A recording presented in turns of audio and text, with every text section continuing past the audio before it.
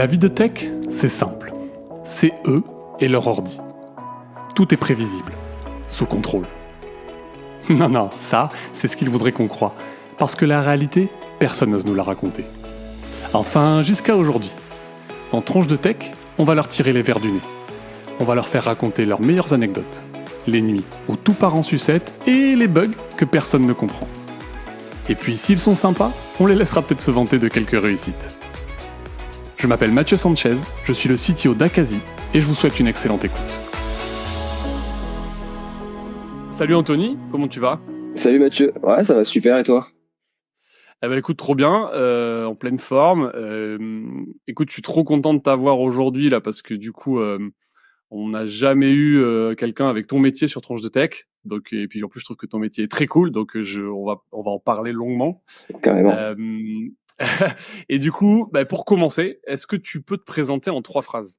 Ouais, je vais aller rapidement. Du coup, moi, je suis Anthony, je suis pentester, je travaille dans la société Advance. Et donc, moi, là, j'ai une casquette pentest classique, donc je travaille sur des missions de pentest, mais accessoirement, je suis aussi lead Red Team. Donc, c'est-à-dire qu'on travaille sur des missions de type Red Team dont on va parler aujourd'hui. Et en fait, mon travail est partagé entre les missions de pentest et des missions de Red Team sur lesquelles je travaille. Et je suis dans ce domaine-là depuis 6 ans déjà. Ok. Et tu peux du coup, alors expliquer déjà ce que c'est Pentester et ce que c'est le Red Team. Ouais. En fait, le pentest, en gros, c'est ce qu'on appelle hacker éthique, on va dire. C'est le fait que on te donne un périmètre bien particulier. Donc, ça peut être un site web, un réseau Wi-Fi, une application mobile, peu importe. On donne un périmètre, un temps bien défini, peut-être des comptes de test. Et là, tu essaies de trouver des vulnérabilités sur ce périmètre-là. Et à la fin, tu fais un beau rapport en disant, j'ai trouvé ça et il faut faire ça pour le corriger. Donc, moi, je corrige pas, mais en tout cas, tu trouves les vulnérabilités. Tandis que le Red Team, c'est des compétences un petit peu différentes.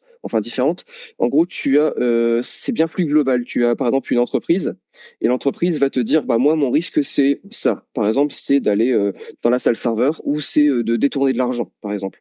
Et donc en fait, toi, ton but, tu dois réussir à mettre en évidence ce risque-là et tu as tous les droits. Tu as un peu carte blanche et donc tu as le droit, par exemple, de rentrer chez eux, que ce soit de jour comme de nuit, de te faire passer pour n'importe qui en appelant les collaborateurs, etc.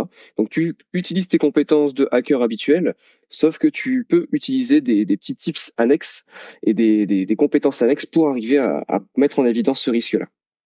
Ok, donc le pentest, c'est concrètement, tu vas aller hacker un site, mais avec un périmètre à distance, en fait, c'est ça le pentest ou pas du tout ? Est-ce que c'est forcément à distance le pentest ? Pas forcément, tu peux aller chez le client. Par exemple, si le client dit tiens, je veux tester mon réseau interne, tu fais. Mais en fait, il n'y a pas cette dynamique où tu dis tiens, j'ai le droit d'aller demander le mot de passe à une personne. Ou tu vois, tu restes en fait uniquement cantonné à des tests purement logiques. Tandis que sur le Red Team, tu peux avoir des tests qui sont plus physiques ou même humains, où en gros tu as vraiment tous les droits. Tandis que sur le pentest, tu es cantonné à ton test et c'est que du logique. Ok, trop cool. Tu vas nous donner des exemples pour clarifier un peu tout ça, mais en gros, le pentest, ça resterait une partie technique, alors que le Red Team, c'est utiliser un petit peu tous les moyens à ta dispo pour mettre à défaut la sécurité de l'entreprise. Donc potentiellement réussir à compromettre un serveur, mais pas que parce qu'il y a une faille dans le logiciel. Tu peux utiliser des failles humaines en fait. Exactement. La technique, c'est pas la seule corde qu'on a à notre arc, en tout cas côté Red Team. Donc c'est là qu'on va parler de social engineering et de ce genre de choses, quoi. Ouais, ça tombe bien, c'est la partie que je préfère le plus, moi. Donc. Ok. Et j'ai une question juste avant de commencer sur des exemples, parce que j'ai très envie de savoir un petit peu concrètement comment ça se passe. Quand tu dis tu as un périmètre hyper large, est-ce que tu peux aller récupérer des mots de passe qui seraient en fait publiés sur le dark web ? C'est carrément un des moyens qu'on peut utiliser.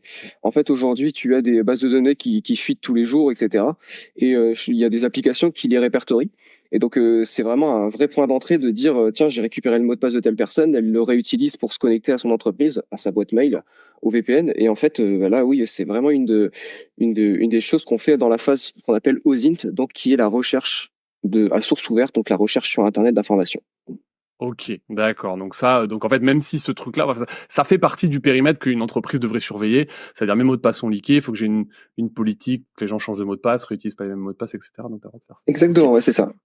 On va parler, t'as dit un terme qui est pas forcément clair pour tout le monde, qui est l'OSINT, donc je pense qu'on va en reparler mais directement dans des missions. Donc, est-ce que tu peux me raconter un peu comment ça se passe, des exemples de missions un petit peu pour qu'on comprenne, en fait, comme si on venait avec toi, tu vois, pour qu'on comprenne un petit peu comment ça se déroule. Ouais, bah je peux parler un petit peu de la méthodologie parce qu'elle est la même en fonction des missions, même si chaque entreprise est différente, on utilise un petit peu la même méthode. En fait, tu as une partie accès initial. Donc l'objectif, souvent, ça va être d'avoir un pied dans l'entreprise. Toi, tu es à l'extérieur, tu es juste à quelqu'un de lambda. Et en fait, le but, c'est d'avoir les mêmes accès qu'un collaborateur. Et ensuite, tu as une autre partie qui est la montée en privilège. Donc, elle permet d'avoir des comptes qui sont de plus en plus privilégiés et d'arriver à tes buts. Parce que la plupart du temps, quand tu vas avoir des flags, donc ton entreprise va dire, tiens, mets en évidence ce trophée-là. Donc, la notion de trophée de flag, c'est un petit peu la même chose, hein. C'est en fait, l'entreprise dit, moi, j'ai ce risque-là, mets-le en évidence. Et souvent, C'est ton objectif, en fait, ce que tu appelles le trophée flag, quoi. exactement, c'est ça. Et pour valider cet objectif-là, souvent il faut des droits qui sont assez privilégiés. Donc on va essayer de monter en privilège là-dessus. Et donc toute cette partie-là se fait de manière discrète pour pas éveiller les soupçons. Et que ce soit les antivirus, SOC ou autre. Et on va essayer de monter C'est en quoi privilège. SOC? Tu peux expliquer ce que c'est? Ouais, en fait, quand tu as une entreprise qui est assez mature, tu vas installer plein de sortes d'antivirus.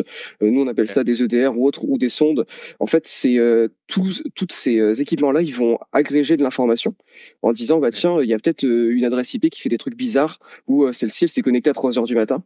Et en fait, toutes ces informations-là vont remonter à un SOC, donc qui va manager toutes ces informations-là. Donc souvent, c'est des équipes qui travaillent de jour comme de nuit, Ok. d'astreinte.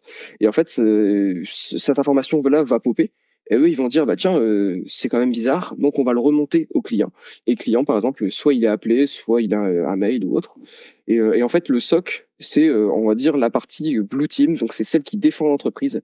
Et nous, D'accord. on est dans la partie Red Team et on veut pas se faire embêter par la Blue Team. Donc on essaie Ok. d'être un peu sous leur radar. Donc le SOC, alors je sais pas, il veut dire quoi l'acronyme, tu sais, c'est Security Operation Center, en tout cas. Ouais, il me semble que c'est ça. Je suis très très mauvais en acronyme, mais ça doit être un truc du genre.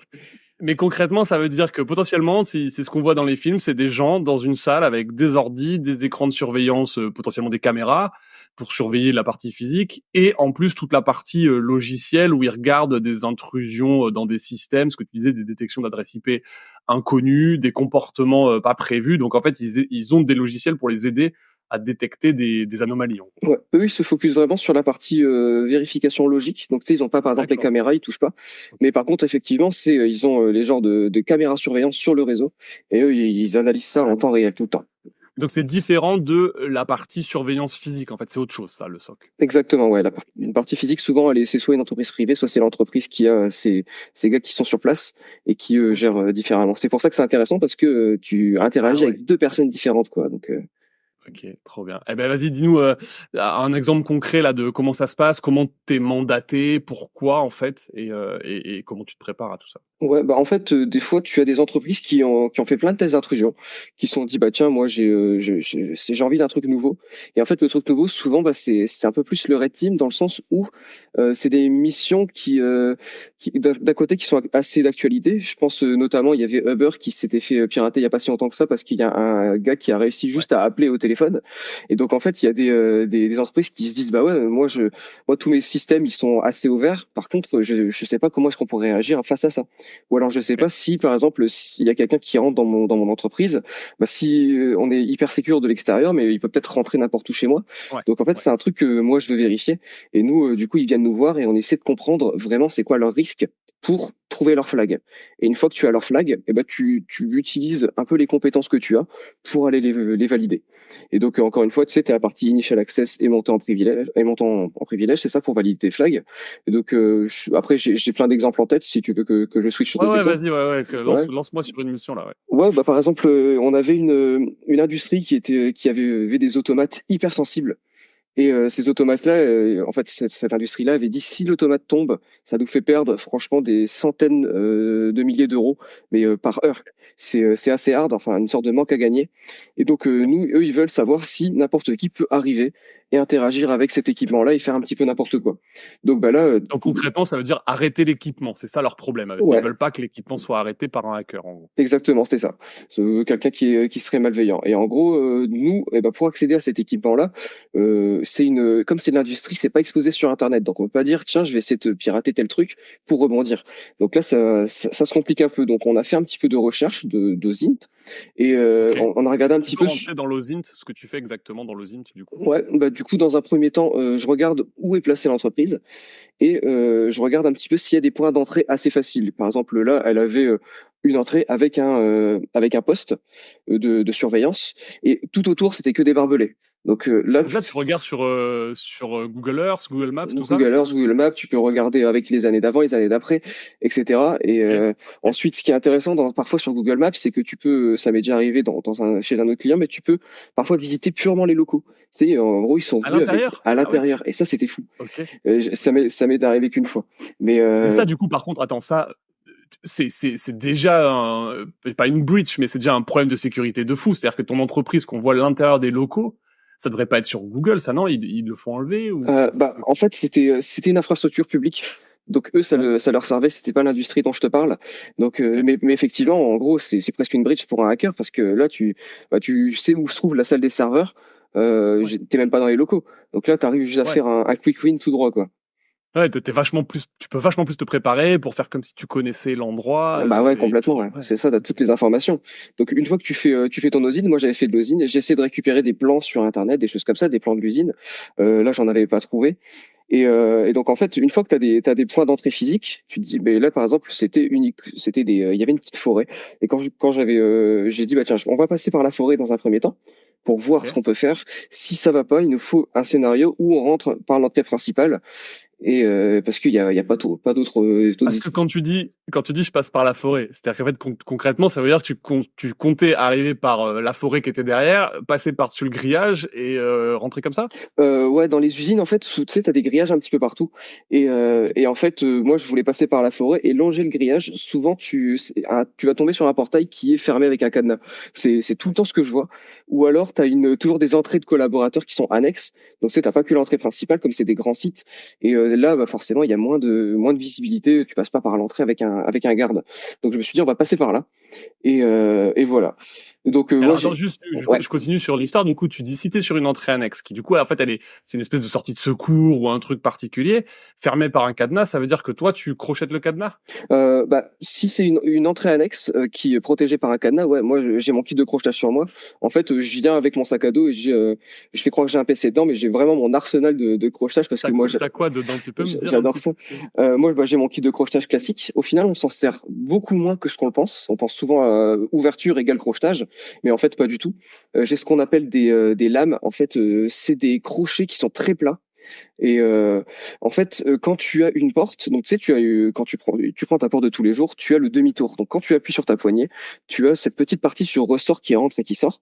Et en fait, quand une porte est fermée, elle est claquée, ça t'est peut-être déjà arrivé ou autre. Oui, Et ben oui. en fait, tu peux aller chercher ce demi-tour-là.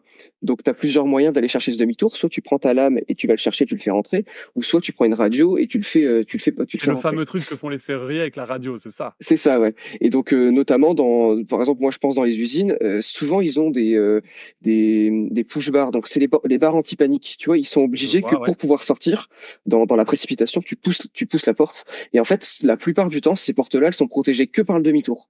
Et donc, moi, D'accord. je viens avec ma lame, je tire un peu sur la porte et je rentre comme ça. Et là, ça me Donc en permet, fait, en fait, tu viens appuyer sur l'ergot qui bloque, en fait, et ça débloque la porte de l'extérieur. c'est exactement ça. Ok. Donc en fait, tu as plein de défauts un peu by design qui peuvent être intéressants. Je pense aussi par exemple aux boîtes à clés, parce que des fois tu as des serrures qui sont hyper galères et tu as la boîte à clés à côté. Par contre, La boîte à clés, c'est la boîte à clés Airbnb, là, c'est ça? Que tu exactement. vois? Ok, Parce qu'en fait, le collaborateur qui part, et ben lui, il met la clé le soir pour l'équipe du matin, et donc en fait, ok. ils se font des croisements ou autres. Donc là, en fait, c'est quand je cherche des entrées annexes, je cherche ce genre de mauvaises pratiques, parce qu'il y a il y a bien plus de chances de tomber sur des mauvaises pratiques. Et donc tu sais, je pense aussi moi j'espérais une porte avec un truc par badge.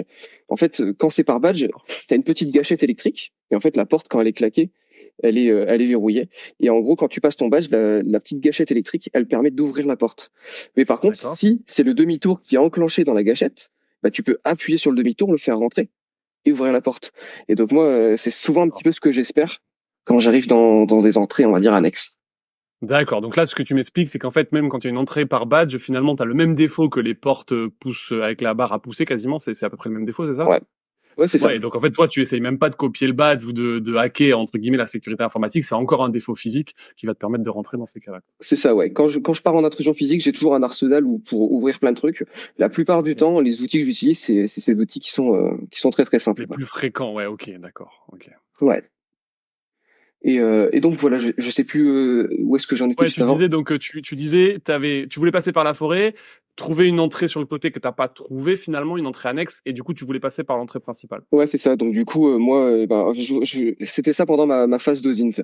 Et en fait, pendant donc du coup, je me suis dit, je vais y aller. Et pendant ma phase d'OSINT, je me suis dit, il faut aussi un scénario qui a l'air un peu plus legit.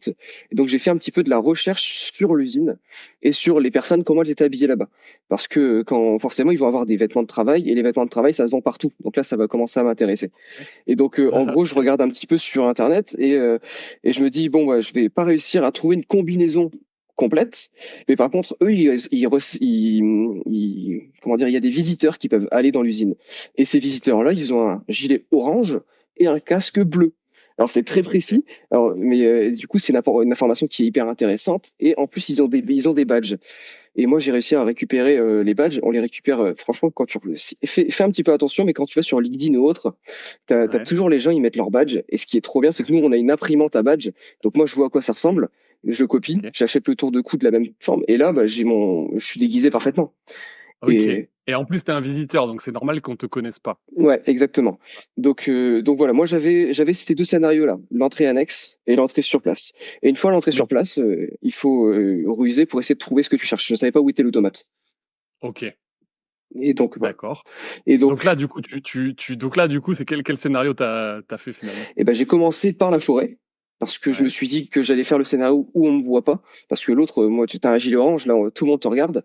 Tandis que Ouais. là, l'autre, on ne voit pas. Mais par contre, c'était full barbelé. Il y avait des ronces et tout. Donc c'était pas trop mal. Je me suis dit, bon, ouais, je vais pas m'embêter là-dedans.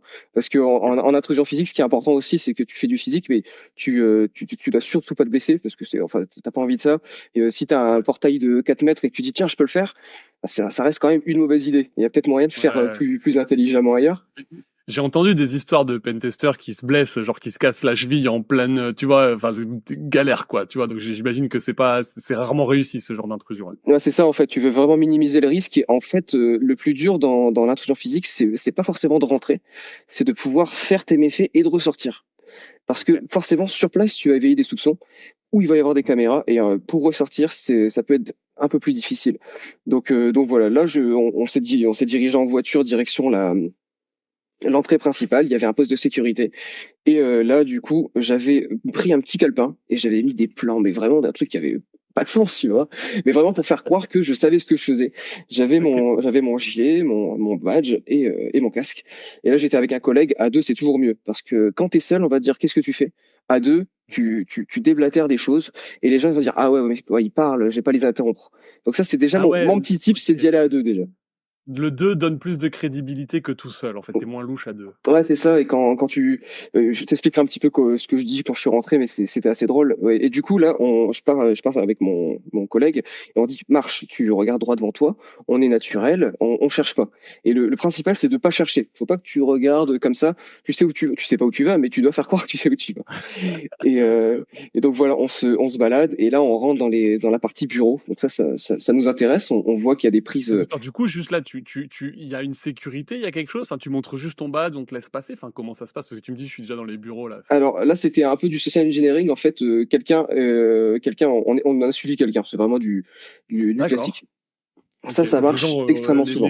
la sécurité se prend pas trop la tête. T'as l'air d'avoir le badge et tout. Tout va bien. Ouais, c'est ça. En fait, on a passé le poste de sécurité. Donc, quand on marchait de manière très affirmée, bah, du coup, ils nous ont cru. Et ensuite, Ok. les bureaux étaient protégés par un système de badge. Et nous, on s'est dit, bah, on va suivre quelqu'un et on fera illusion. Donc voilà. Ouais, d'accord. Et on Donc est là, tu rentré. rentres avec le badge de la personne devant toi. En fait, toi, tu mets pas ton badge, mais tu fais genre, je suis legit. Elle m'ouvre la porte et je rentre avec elle. Exactement, c'est ça. Et donc là, du coup, je suis rentré. Et au final, ça m'intéressait pas trop parce que bah, j'avais du mal à brancher mon PC. Et il y a de fortes chances que cet automate soit isolé du réseau que n'importe qui se connecte, on va dire. Donc, D'accord. avec mon collègue, on se dit, tiens, on va trouver l'automate physiquement. Et donc, on sort Parce que là, de... attends, juste un des plans que tu as en tête, potentiellement, ça serait de dire je connecte mon PC au réseau local et je regarde si à partir de ce réseau, j'arrive à remonter jusqu'à l'automate qui serait connecté au réseau local. Ça pourrait être mon plan. Exactement, ça c'était un plan. C'est un plan qui est peu probable parce que souvent dans les industries ils aiment bien séparer. Et au final on avait fait mouche parce qu'en discutant avec le client après il a dit ouais ça aurait pas été possible ça. Ouais, d'accord, Donc ok. voilà. Et juste là, concrètement, ça aurait été juste, tu prends un câble Ethernet qui est dans le bâtiment et tu te mets dessus et bim, t'es sur le réseau ou non, c'est plus compliqué que ça quand même, non? Souvent c'est pas plus compliqué que ça. Ah ouais? En fait, Ok. tu peux avoir plusieurs protections qui vont t'empêcher de brancher ton PC. Donc je pense au filtrage MAC. Filtrage Mac, c'est l'identifiant de ton ordi, en fait, c'est ça, c'est un identifiant. Et ton ordinateur, lui, il reconnaît, il dit ça, c'est des Mac, enfin, des identifiants Mac reconnus, et ça, c'en est qui sont pas reconnus, quoi, c'est ça. Exactement, c'est ça. Donc du coup, tu as cette idée-là, mais souvent en fait, tu peux tomber sur des endroits qui sont pas protégés par Mac. Je pense à derrière les imprimantes. En fait, c'est un petit peu chiant de mettre en place des filtrages sur les imprimantes ou des choses comme ça. Donc en fait, si tu te branches derrière une imprimante, tu as beaucoup plus de chances de réussir à avoir une connexion plutôt que sur le bureau et D'accord, ok. ou autre. Et par exemple sur les bureaux, un petit tips, tous les red teamers connaissent, mais Ouais, juste pour le petit tips, c'est souvent tu as des docks, tu vois les docks Dell que tu branches juste ton USB et ensuite tu as tous tes écrans. Et ben il y a de fortes chances que le dock lui soit relié en Ethernet. Et donc ok, lui si tu te branches sur le dock, et ben en fait ok. tu peux t'es connecté au réseau directement parce que en fait l'adresse MAC reconnue c'est celle du dock, Du pas ton doc, PC. ok, ok. Et donc là c'est un petit tips. Et et donc voilà. Et donc là dans cette, on a aussi nous des implants. Donc c'est par exemple c'est un collègue qui s'appelle Mathis qui travaille là-dessus. Et en fait c'est un Raspberry qui est contrôlable en 4G. Et donc parfois il ressemble à une borne Wi-Fi. Tu le branches quelque part. Et lui, en fait, c'est comme un PC. C'est comme si ton PC était branché. T'interagis avec, tu lui envoies tes commandes, et toi, t'es tranquille. Tu fais tout depuis ton hôtel tranquillement. D'accord. Ah oui, donc là, ça veut dire, ce que ça voudrait dire, c'est que potentiellement, ton red team, c'est je rentre, je pose ce truc-là sur le réseau, je ressors, et après, je prends le temps de voir les failles du réseau, les failles de sécurité de l'extérieur. Donc comme ça, tu as beaucoup moins de risques que quand tu dois te planquer dans une pièce et que personne rentre. C'est ça le... Exactement. C'est ce qu'on fait une grosse partie du temps. Ouais. Ok, d'accord. Et donc voilà. Mais en tout cas, pour cette industrie, on a préféré ressortir et aller directement voir l'automate. Et en fait, on a bien fait parce que cet automate là, il était dans une box. Donc là, on se baladait dans l'usine, hein, vraiment, tranquillement. Et ensuite, je vois une sorte de grosse box, un peu en préfabriqué. Et Ok, je me dis, tiens, je vais aller dedans. Donc c'était protégé par un demi-tour. Donc ok. hop, crochet, on rentre. Cool. Et là, une fois qu'on était là, l'automate était immense et il y avait des écrans tactiles et c'était du Windows. C'est pas très courant. Et en fait, tu peux interagir avec l'automate. Et donc à partir de là, on a branché un clavier. Et on a commencé à interagir avec l'automate. On était administrateur local directement. Ah Donc on ouais? pouvait faire tout ce qu'on voulait sur cet automate-là. Et nous, ce qu'on a fait, c'est qu'on a récupéré la base SAM, donc les mots de passe, les HNT. Donc c'est une empreinte de mots de passe qui sont stockés dans la mémoire de la machine Ok, ok. et qui nous ont permis par la suite de rebondir sur d'autres automates. En fait, une fois qu'on l'a récupéré, ça nous intéresse. Mais tout ça pour dire qu'en fait, on était face à l'automate et donc on a commencé à interagir avec Et l'automate, toi, tu sais pas comment il marche concrètement. T'as une idée de comment ça fonctionne, ce truc, techniquement, ou pas du tout à ce ah, stade-là? techniquement, pas trop. Moi, je vois que c'est du Windows et Windows, je connais. Donc là, on s'est mis comme ça. Et bingo, c'était l'automate qui nous intéressait le plus. Et donc après, on a continué nos tests un peu plus techniques par la suite, les jours qui ont suivi. Mais c'était une prestation un petit peu annexe. Ok. Mais tout ça pour dire qu'après, il fallait ressortir. Donc on est ressorti, etc. Et, Attends, juste que euh, je et comprenne. Donc toi, tu rentres, tu connectes ton ordi, tu récupères la base de mots de passe de tous les utilisateurs de cet automate et tu ressors. C'est ça ton... Tu fais rien physiquement avec l'automate. Tu essayes pas de vraiment l'arrêter ou quoi que ce soit. J'imagine que c'est... Euh, là, c'était même plus simple. J'avais même pas besoin de brancher mon ordi. J'ai branché le clavier parce que c'était déjà un Windows D'accord, oui, ok. déverrouillé. Mais effectivement, là, c'était juste pour prouver qu'on pouvait prendre la main de cet automate qui était ultra sensible, qui était le risque du client, et dire, bah voilà, moi, j'aurais pu soit l'éteindre ou même mettre un ransomware dessus, tu vois, un truc qui le Bah oui, chiffre. ok. Ouais, ouais, Et là, ok. bah, du coup, bah, l'automate, il est fini. Donc voilà, c'était vraiment pour le risque. C'était un peu un quick win, ce truc-là. C'est vraiment le petit risque. Mais des Ouais, fois, tu as des clients où tu as des plus gros risques qui viennent utiliser des compétences qui sont encore un peu plus techniques, on va dire, d'accord. et, et plus annexes. Ouais. Ok, et donc là, tu veux ressortir? Et là, je ressors et du coup, on s'est baladé encore pour voir d'autres automates. Donc moi, j'ai trouvé des vrais docs de l'automate. Je les ai mis dans mon calepin. Alors là, c'était parfait. Et donc voilà, on s'est baladé. On a mis en évidence que d'autres automates pouvaient être arrêtés. Et ensuite, on est ressorti. Et donc voilà. Et t'as jamais, sur cette mission, t'es pas vraiment inquiété. Il y a personne qui tu rentres, tu ressors et c'est assez fluide, quoi. Il y a pas un moment où tu te retrouves dans une situation où tu te dis, attends, là, je vais me faire attraper ou quoi que ce soit. Non, non, non. J'étais assez confiant. Ça allait. Moi, j'étais pas confiant. C'était sur les caméras. Il y en avait un petit peu partout. Ok. Donc, je sais pas s'il y avait quelqu'un qui les surveillait en temps réel ou elles servaient uniquement a posteriori. Donc, je me suis dit à tout. En fait, le truc qui m'inquiétait, c'est je me dis à tout moment, ils nous ont captés et ils vont nous chercher. Mais en tout cas, il n'y a pas de personnes physiques qui nous ont dit, arrête-toi là, quoi. Ok, ok. Ouais. T'as des missions comme ça où ça s'est passé, quelqu'un qui t'arrête en milieu de mission ou qui te suspecte, tu vois? Ouais, ça arrive. Ah bah, ouais, mais justement, mais carrément, ça m'est arrivé sur cette mission-là. Ah Mais bon? Ok. ça m'avait pas, enfin, c'était pas vraiment suspecté. En gros, le petit tip, ce que je dis à chaque fois, c'est, tu vas avoir l'air de chercher forcément à un moment, et on va dire, qu'est-ce que vous cherchez? Il faut répondre les toilettes. Tu cherches toujours les toilettes. Tu dis pas, je cherche Michel ou autre. Ouais. Donc on va te dire Michel comment et tu vas te mettre à bégayer. Ok. Et donc là, bah, c'était marrant parce que j'arrive et je cherchais. J'étais dans un étage assez sensible et le mec il dit vous cherchez quoi?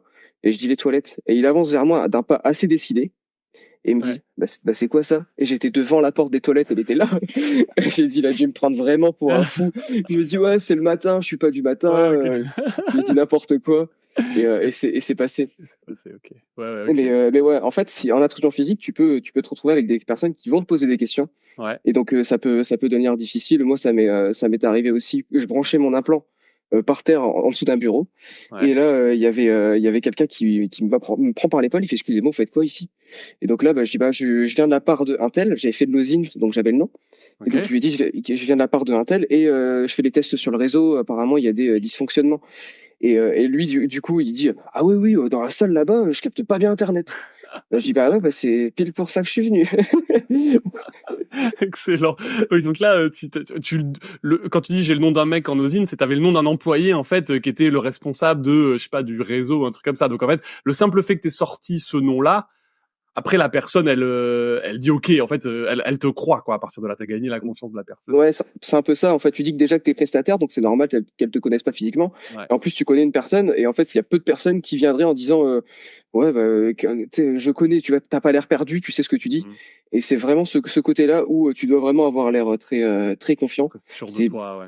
c'est assez dur parce qu'en plus c'est un peu en fonction de ton niveau de stress, tu vois, des fois il y a des niveaux où tu es plus stressé donc tu vas te mettre à bégayer plus, tu vois, c'est pas infaillible, Ouais. Ouais. je suis pas Brad Pitt pour pouvoir improviser n'importe quoi, mais en tout cas ouais, c'est une des qualités qu'il faut avoir, je pense. Ok, excellent. Donc, et juste pour revenir donc à ta mission sur l'automate, tu m'as parlé un peu de caméras de surveillance.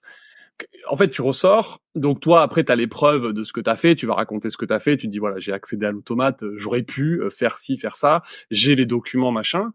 Est-ce que la mission est un succès ou est-ce qu'ils peuvent te dire non en fait la veille, le lendemain, je sais pas, on a regardé les caméras de surveillance et quelqu'un vous avait repéré ou un truc comme ça, c'est possible ça? Ça peut arriver, mais le principal c'est d'avoir fait tes méfaits et de repartir, on va dire. D'accord. Ouais, bon. Donc tu as validé ton flag sur place, même si vous me voyez après, moi j'aurais pu faire vraiment n'importe quoi. Donc c'est vraiment ce qui est important. Après forcément quand tu vas discuter, tu as toujours des personnes qui vont dire ah ouais mais la porte a été ouverte mais on a la réparer demain ou des choses comme ça. Donc il y a toujours un petit peu de mais Oui, question, ouais. c'est le jeu quoi. Oui, parce que on y reviendra peut-être après, mais il y a toujours ce sujet aussi que tu mets en lumière des défaillances. En fait, il y a des responsables derrière ça. À la fois, il y a un responsable de sécurité, j'imagine. Il y a des gens qui ont utilisé peut-être des mauvais équipements, mais tu as aussi des gens qui t'ont laissé passer qui auraient pas dû. C'est-à-dire que là, concrètement, sur ton exemple concret, la personne de la sécurité qui t'a laissé rentrer, qui a pas vérifié ton identité ou qui s'est pas assuré de quoi que ce soit, il y a une défaillance à cet endroit-là qu'il faut corriger, quoi. Exactement, ouais. En fait, il y a une défaillance humaine, c'est ce qu'il faut comprendre. Après, nous, dans nos rapports, on ne donne pas de nom ou on donne pas des postes de personnes. C'est-à-dire qu'en fait, le but, c'est pas que si le client est énervé qu'on est rentré, qu'il veut mettre un peu décharger ça sur la personne qui nous a laissé rentrer, on ne donne pas d'informations parce que D'accord. ça revient pas à une personne. Et nous, notamment dans le rapport, moi, je pense surtout au phoning. Le phoning, on va utiliser un peu je recadrerai un petit peu le phoning si tu veux sur ce Ouais. que c'est après. Ouais. Mais en fait, il y a toujours une part de manipulation et on va utiliser certains biais qui vont faire qu'on va plus arriver. Et ça, ces biais-là, on est tous vulnérables à ces trucs-là. Ouais, bien sûr. Et donc, en fait, c'est hyper important de se dire, bah ouais, mais cette personne-là s'est fait avoir et ça aurait pu m'arriver aussi. Oui. Donc, nous, on donne pas de nom et on dit que ça sert à rien. C'est la sensibilisation qu'il faut faire et régulière. Ouais. Bon, on va revenir au phoning un peu plus tard dans l'épisode. Donc ça, c'est la mission, on va dire, avec l'usine, avec l'automate. Est-ce que tu as d'autres missions un peu sympas que tu peux me raconter? Ouais, je m'étais fait une petite liste. Attends, je Ouais. peux essayer de t'en parler un petit peu. Ah ouais, il y avait un truc qui était pas trop mal dans une infrastructure publique. Et là, c'était encore de l'intrusion physique. Ok. Mais en fait, pour te recadrer un petit peu, c'était une infrastructure publique et il y avait une baie de serveur qui était ultra intéressante pour eux en bas. Cette baie de serveur, elle gérait un réseau très sensible et Ok. elle était accessible que de par là. Et donc moi, en fait, ils m'avaient donné cette information-là et ils veulent que je me connecte au réseau, que je compromets le réseau sans me faire détecter et ensuite que je reparte avec les preuves que j'ai réussi. Et en plus, ils voulaient à partir de là que je rebondisse sur un autre réseau. Et c'était une infrastructure publique où devait y avoir 30 personnes qui travaillaient dedans. Ils se connaissaient vraiment tous. Ok. Et en fait, c'était dans une cave. Et donc, si je branche mon implant qui se connecte en 4G, il y a de Ok. fortes chances que j'ai pas de réseau. D'accord. Donc là, mon scénario, il va falloir que je trouve un scénario qui va me permettre de venir travailler tous les jours Ok. sur place, sur des heures de bureau, mais de manière clandestine, on va dire. Ouais, ouais, Donc, ouais. Ok. Mais t'as donc besoin de là, passer ouais. du temps sur place, en fait, concrètement, dans ce cas-là. C'est ça, ouais. Et en fait, comme c'est dans une cave, eh ben, il y a de fortes chances que tout soit fermé à clé. Et si on est 10 enfin, s'ils sont 10 collaborateurs, tu peux essayer de crocheter, mais il y en a bien un qui va te voir à un moment. Ok. Donc, Ouais. il faut un scénario qui soit assez intéressant. Donc là, je me suis fait passer pour un prestat qui travaillait sur le réseau interne. Et donc, j'ai récupéré des informations en fait, cette petite infrastructure publique, elle est gérée par une plus grosse infrastructure. Et donc, D'accord. moi, j'ai fait de l'OSINT sur la plus grosse. Et j'ai récupéré des noms qui m'intéressaient. Et donc, voilà, j'ai fait une carte de faux prestat avec un faux nom de famille. Je Ok. suis arrivé avec ma petite caisse à outils et mon sac. Et donc là, je suis arrivé sur place directement. Et là, j'ai un peu triché dans le sens où j'ai dit, je dois intervenir sur la baie de serveur. Et Ok. donc, du coup, tu sais, j'ai pas dit, ouais, je vais intervenir sur le réseau. Là, j'ai vraiment spécifié la baie de serveur pour qu'elle me ramène à la baie de serveur. Comme ça, j'ai pas à la chercher Ok. et Donc, elle va me suivre. ils t'ont amené. En fait, ils savaient que tu savais pas où c'était, concrètement. Ouais, c'est Et ça. donc, ils t'ont amené directement au truc. Mais ce qui est intéressant quand même, c'est que du coup, tu as une petite structure qui est gérée par une plus grosse. Donc toi, tu fais croire que tu es mandaté par la plus grosse structure. C'est ça qui te permet d'éviter qu'il y ait Mais il y a personne qui vérifie, tu vois, que tu es mandaté, Ouais. qui appelle. Toi, tu dis, c'est mon chef, je suis mandaté par telle personne, tu as fait tes recherches, tu connais un peu par cœur tes noms. Mais là, qu'est-ce qui se passe si la personne, elle prend son téléphone et elle décide d'appeler ou de vérifier, tu vois, si elle est... Bah, là, du coup, c'est ultra intéressant parce que si la personne fait ça, eh ben, tu as une carte, appelle ça, il y a un papier juridique et Ok, on appelle ça une carte sortie de prison, nous. Et en fait, ce papier-là, il te dit, bah, telle personne, avec ta vraie identité, tu as ta carte d'identité sur toi, est mandatée pour faire telle et telle action. Son contact sur place, c'est ça. Il est mobilisable de jour comme de nuit. Voici son numéro de téléphone. Et là, la personne, elle appelle. Et là, du coup, la personne doit venir et dire oui, vous inquiétez pas, c'est normal. Et donc, toi, tu as été cramé pour l'intrusion physique, mais ça d'accord. veut pas dire que t'as pas envie enfin, tu dois pas non plus péter le réseau derrière. Donc, tu vas quand même faire tes tests. Tu Ok, vas imaginer qu'on t'a laissé ouvert la porte et d'accord. ensuite tu continues tes tests comme ça. Toi au moins tu rentres pas chez toi et le client lui il a pas payé 5 jours de prestation et tu t'es fait arrêter sur Ah, les j'ai 5 premières minutes. Donc toi, tu t'es fait cramer, t'as la personne, on va dire super, tu t'es bien comporté en termes de sécurité, mais on lui dit, s'il te plaît, tu dis rien à personne d'autre et je continue la mission. C'est un peu ça l'idée. C'est exactement ça. Et en Ok. fait nous on appelle ça un mode assume breached. Donc en fait on accepte qu'il y a eu une faille quelque part et on ferme les yeux. Comme ça tu continues ta mission. Donc l'avantage c'est que tu dis pas à la blue team que tu vas faire des tests et tu dis pas aux équipes de sécurité de changer leur mot de passe tout de suite. Tu vois, D'accord.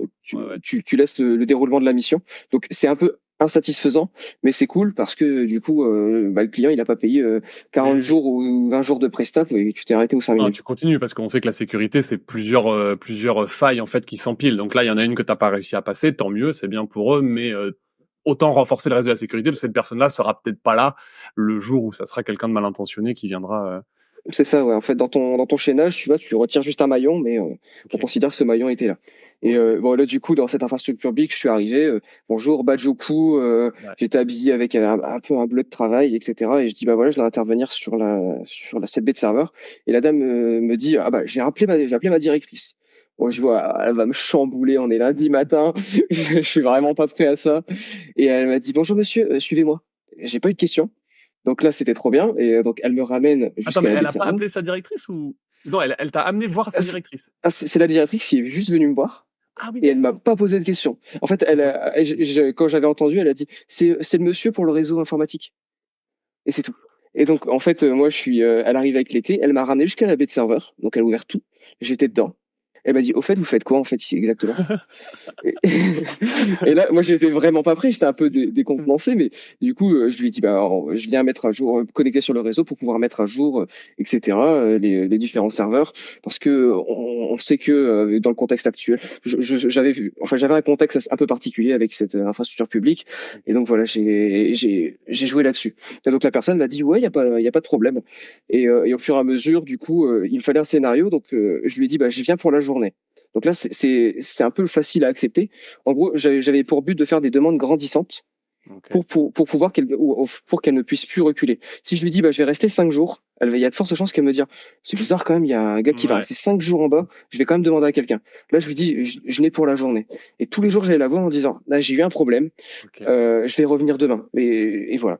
Et donc, en fait, je faisais mes demandes grandissantes, et si elle acceptait le premier jour, bah, c'est plus dur c'est plus dur de refuser le deuxième, et Ouais, ouais, ainsi de je suite. comprends. Ok. Et donc voilà, donc ça c'était C'est un biais psychologique, ça aussi, que tu utilises là, en fait. ouais, c'est un biais cognitif. Je crois que ça s'appelle le pied dans la porte. Ouais. Et en fait, c'est des petites demandes qui sont croissantes pour arriver jusqu'à là. Et donc voilà, j'avais fait ça, donc j'avais pu me balader, enfin venir tous les jours et faire mes tests. Donc et là après, j'ai essayé de pirater le réseau interne, donc trouver des vulnérabilités, passer administrateur. Et donc j'avais pu faire ça et ensuite j'étais reparti. Et il y avait une petite anecdote marrante, c'était que la dame était venue me voir, elle m'a dit ah bah attendez, on est une petite équipe, on est un peu familial, donc voilà. Et donc j'avais toutes les personnes devant moi, elles font donc voilà, ici c'est Anthony, j'avais utilisé mon vrai prénom. Voilà, c'est Anthony, il est là pour une semaine, enfin pour quelques jours pour Ouais, le ouais. réseau sur le réseau informatique. Si vous avez des questions, faut pas hésiter à aller venir le voir. Et j'étais là, ah oui. Ah ouais, il y a pas de problème. Tu prenais le café avec eux et tout. Ok, Ah, ok. j'en étais pas loin. Et à un moment, il y a une dame qui vient me voir, fait, excusez-moi, j'arrive pas à imprimer. Elle dit, bah, attendez, je vais regarder. Et j'ai fait des trucs obscurs sur l'imprimante. J'avais Ok. aucune idée d'où venait le problème. Ouais. Et je lui ai dit, ah ouais, bah, je vais le remonter à la DSI parce que ils vont envoyer un technicien, parce que moi, je suis pas spécialisé là-dessus. Mais c'était bien passé. Et Ouais, ok. donc voilà. Ouais, donc tu Et gagnes donc, la confiance petit à petit de tout le monde, et puis après, entre guillemets, c'est gagné, quoi. c'est exactement ça. Donc là, voilà. Et du coup, là, c'était un scénario un peu différent où il fallait un scénario où tu puisses revenir tous les jours sur site, qui est Ok. grandement différent de l'intrus physique expéditif où tu arrives, tu branches ton implant, tu repars. Ok. Ouais, Et ouais. donc voilà. Ok. Mais là, du coup, t'es revenu plusieurs jours d'affilée, et qu'est-ce que tu faisais tous les jours? En fait, tous les jours, tu faisais du pen testing, en fait. Tu scannais pour voir si t'avais un accès au serveur, tu pouvais essayer de les compromettre, c'est ça? C'est ça en fait en fait je me branchais directement sur la baie de serveur. Donc tu as une grande baie avec plein de Ouais. serveurs et là j'avais accès au réseau interne et donc là j'essaie de monter en privilège. Ok. Donc dans un premier temps, je vais faire une écoute du réseau, je vais voir ce qui se passe et ensuite là en l'occurrence, j'avais trouvé une vulnérabilité sur un composant bien particulier que j'ai pu exploiter. J'ai pu récupérer le mot de passe administrateur juste de ce composant-là et le mot de passe était réutilisé D'accord. pour pouvoir monter en privilège. Donc là, j'ai pu. En fait, tu fais un test d'intrusion classique sur un Ouais. réseau interne. Ouais. Ton objectif, c'est de passer administrateur du domaine. Mais par contre, tu as la petite composante où tu dois pas te faire cramer. Donc, tu as des tests plus discrets et tu as certains tips qui te permettent d'être plus discret aussi. Là, tu parles de la partie technique, en fait, d'être discret dans tes intrusions. Parce que comme tu dis tout à l'heure, il y a potentiellement un SOC, en tout cas, il y a potentiellement des choses qui surveillent les actions que tu es en train de faire. Donc, si toi, pareil, par exemple, tu fais du brute forcing de mots de passe, donc tu testes 1 million de mots de passe de manière potentiellement, ça déclenche des alertes. C'est ça que tu racontes. Ah, complètement, c'est ça en fait. Tu vois, si par exemple, il y a une politique de blocage. Par exemple, si j'essaye 3 mots de passe erronés sur un compte et qu'il se bloque, et ben moi, si je bloque des comptes, ils vont se dire bah merde, les comptes se bloquent tout seuls, c'est quand même bizarre. Donc tu utilises par exemple des techniques de password spraying, donc tu testes un mot de passe sur plein de comptes. Donc ça c'est un petit peu moins visible. Ensuite tu fais en sorte qu'il se voit sur certains protocoles qui sont moins monitorés. Donc pour entrer dans la technique, tu pour force pas sur du SMB, tu sais peut-être du LDAP. Et il y a peut-être moyen qu'on te voit pas. Mais c'est au cas par cas, après, hein, évidemment. Alors, juste, je vais faire une petite anecdote parce que ça me fait marrer, parce que tu parles de password spraying. Je viens de découvrir ce truc hier. Ah ouais? Mot, en fait, parce que tu connais Metasploit, évidemment. Tu connais Metasploit. Ouais. Donc, Metasploit, c'est un outil très utilisé, j'imagine, en pentest. Un peu moins aujourd'hui, mais ouais, il s'utilise. Ouais. Okay.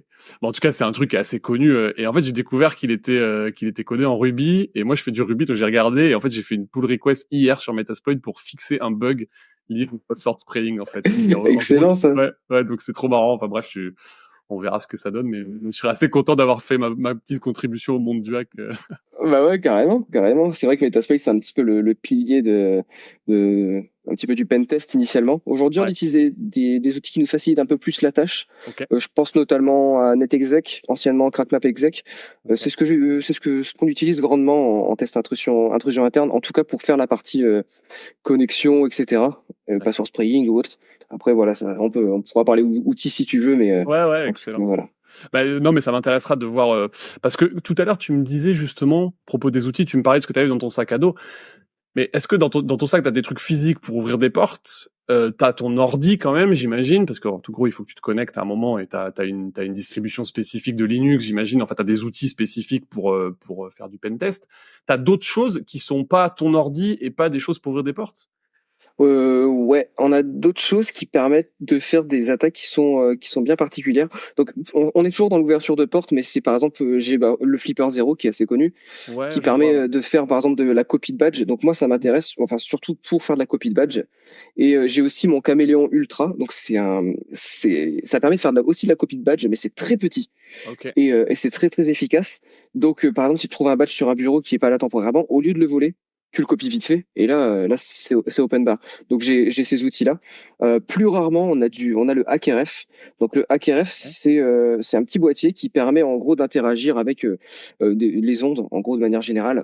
Et moi, je suis pas du tout un expert en ondes, mais par contre, ce que je sais, c'est que certains portails s'ouvrent avec des télécommandes. Et dans certains cas, quand tu n'as pas de protection sur ce signal-là, tu peux intercepter le signal et le rejouer. Donc là, tu peux réouvrir le portail derrière. Donc ça, c'est des choses qui deviennent intéressantes. Donc moi, je prends un petit peu tout ça sur moi. Et donc là, si un jour le responsable, enfin ou le garde de la sécurité, il te dit ouvrez votre sac pour regarder un peu ce qu'il y a dedans. C'est compliqué. Ouais, c'est compliqué. non, c'est juste. Ok, non mais c'est bon.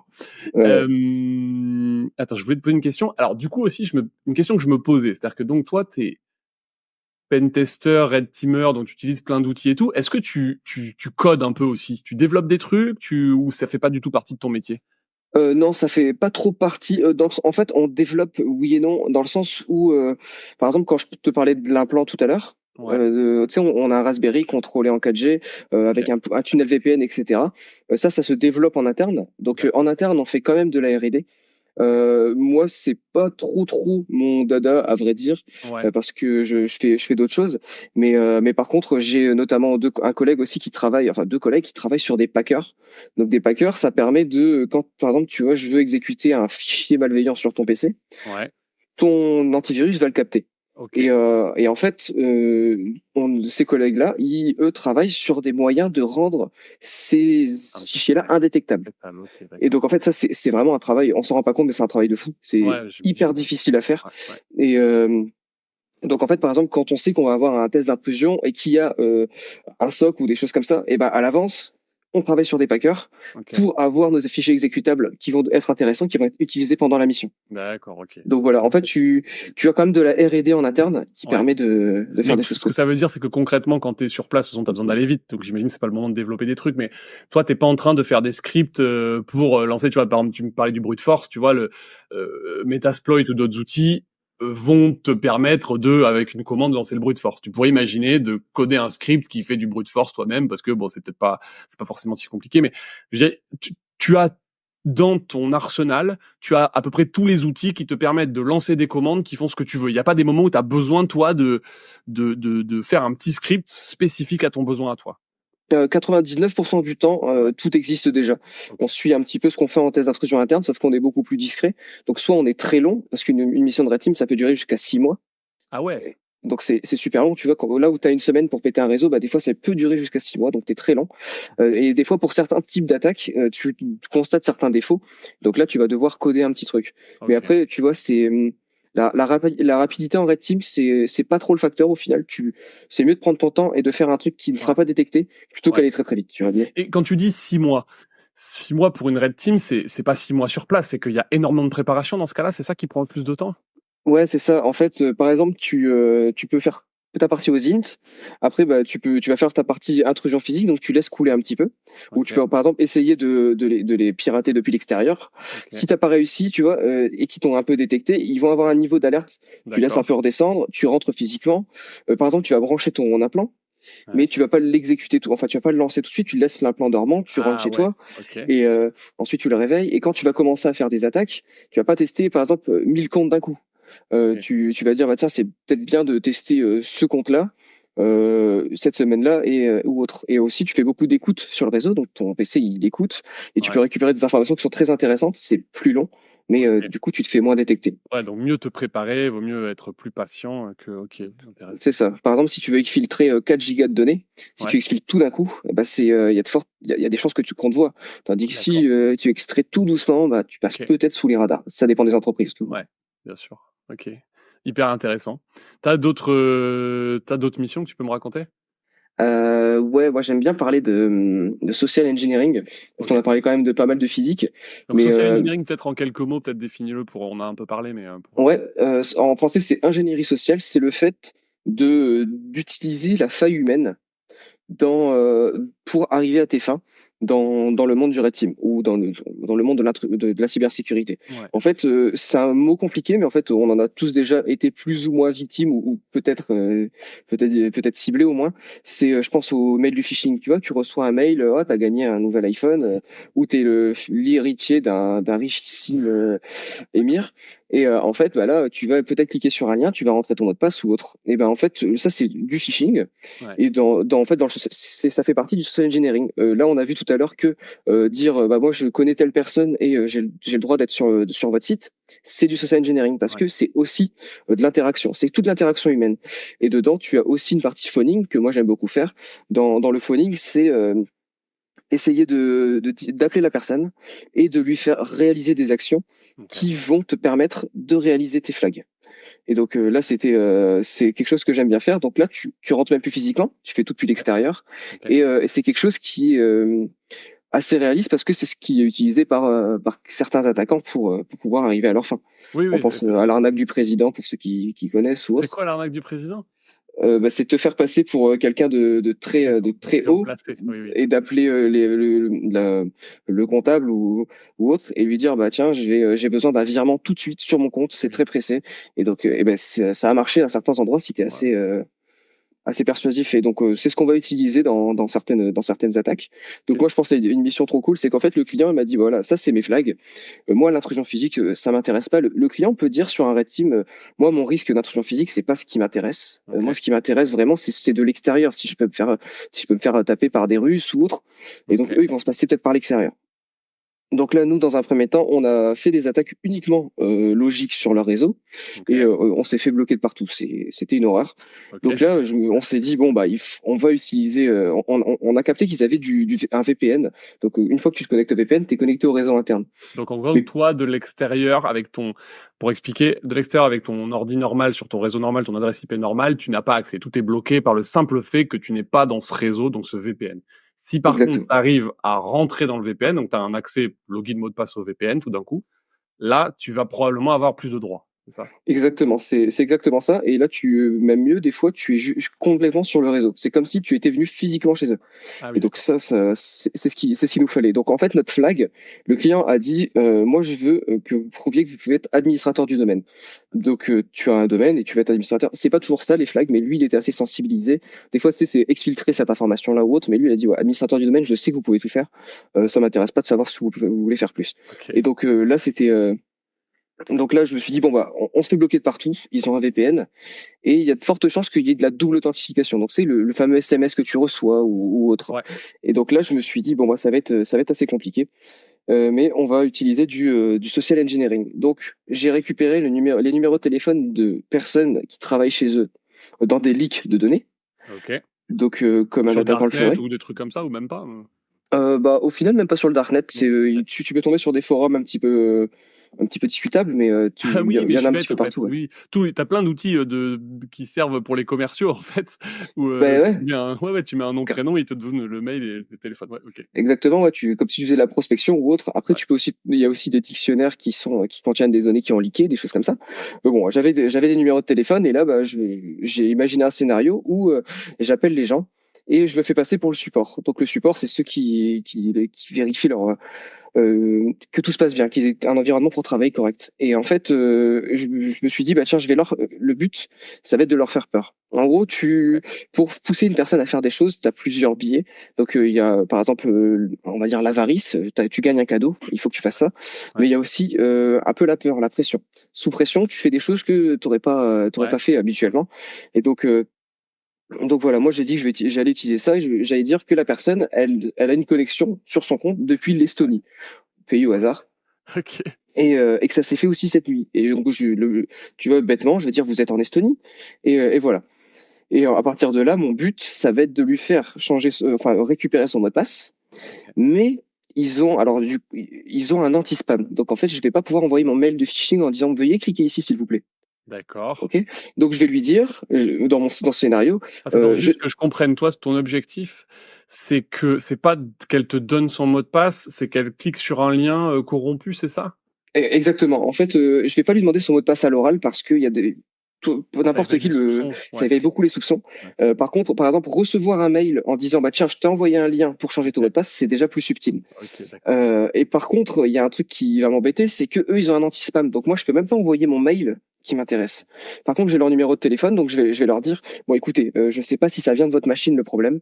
Ce qu'on va faire, c'est qu'on va changer votre mot de passe sur un appareil que vous connaissez, votre téléphone. Et moi, j'ai son numéro de téléphone, donc je peux lui envoyer un SMS avec un faux lien. Et donc ça, bah forcément, il va pas y avoir de blocage anti-spam, Ok. et donc je vais pouvoir récupérer ça. Et donc voilà, j'appelle plusieurs personnes et bon, il y a des personnes qui montrent assez méfiantes. T'as dit c'est pas le process habituel et tout. Je Ah dis ouais. ouais, bah je suis alternant. Tu vois, j'ai pas une voix d'une personne de 50 ans, donc je l'utilise un peu. Et je suis alternant. Bah, je dis bah écoutez, désolé et tout. Et à un moment, je tombe sur un gars et il est ultra vénère. Mais franchement, il dit moi ça fait 25 ans que je suis là et en plus je l'avais ciblé volontairement parce que ça fait 25 ans qu'il est là. Je l'avais vu sur LinkedIn. Ouais. Il pourra peut-être m'aider. Et il dit ouais, ça fait 25 ans, moi je vais remonter et tout. Et je dis bon bah là c'est vraiment galère. Et Ok. je suis en train de me faire cramer. Je continue, perdu pour perdu. Et là je tombe sur quelqu'un. Et la personne, donc je lui explique, je dis voilà, j'ai une connexion depuis l'Estonie. Il fait, oh non non non, c'est pas possible. Bah, je dis si si si. Et du coup je dis bon bah il va, vous inquiétez pas, on va faire le nécessaire, etc. Je lui envoie mon SMS, elle rentre son mot de passe. Ok. Et ensuite, on a un système qui permet de bypass la double authentification. C'est pas la bypass, c'est-à-dire qu'en gros, tu vas récupérer le mot de passe, Ouais. ça va le taper sur le vrai Microsoft. Ok. Tu vas intercepter, par exemple, le petit numéro qui est affiché, Ouais. et tu vas le réafficher sur sa page à elle. Et donc, en fait, D'accord. Oui, c'est parce que attends, comment ça marche juste le MFA? Parce que je comprends sur Microsoft, c'est pourquoi il te dit qu'il parce que normalement le MFA dans ma tête, c'est tu mets ton mot de passe et il te dit saisis un numéro, mais le numéro, tu es censé l'avoir toi avec un autre moyen, c'est ça? exactement. En fait, je vais le faire le plus simplement dans le sens, on va dire que c'est un SMS. Tu vois, quand tu te connectes, tu reçois un SMS que seul Oui. toi connais, tu dois le retaper. Et donc moi, ce que j'ai fait en fait, j'ai envoyé une page de phishing. Elle a rentré ses identifiants. Ouais. Moi, je les ai tapés sur le vrai Microsoft et Ok. j'ai cliqué sur envoyer un SMS. Donc elle le Mais reçoit.